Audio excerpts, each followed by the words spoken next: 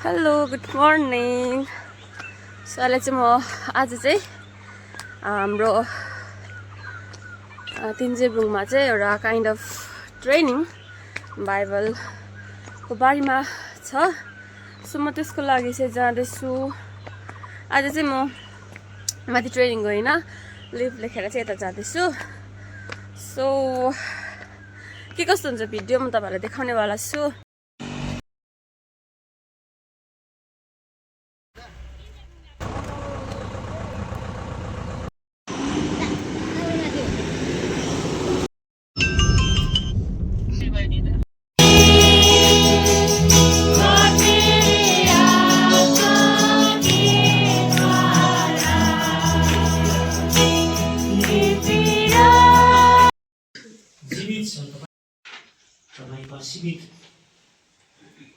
आजको यस प्रचार शिक्षाको विषय लिएर जीवनमा यो चाहिँ एकदमै इम्पोर्टेन्ट। तपाईँ हामीले याद गर्नुपर्ने कुरो हुन्छ। अरू बाँकी सबै हामीले परमेश्वरको हातमा सुम्पिदिनु पर्यो।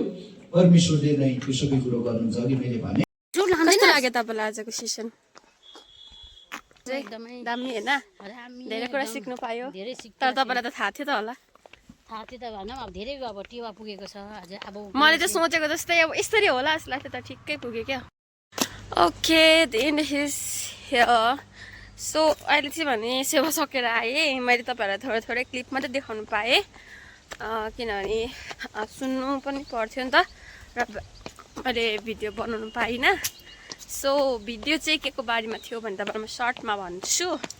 अन्त मैले के सिकेँ भन्दाखेरि चाहिँ it was about how we should preach to the member or to the mandali, like preaching कसरी गर्नुपर्छ भनेर, कस्तो प्रकारको हुन्छ, कति समयसँग बोल्नुपर्छ भनेर थुप्रो प्रकारले बुझाउनु भएको थियो पास्टर सोलोमन ज्यूले।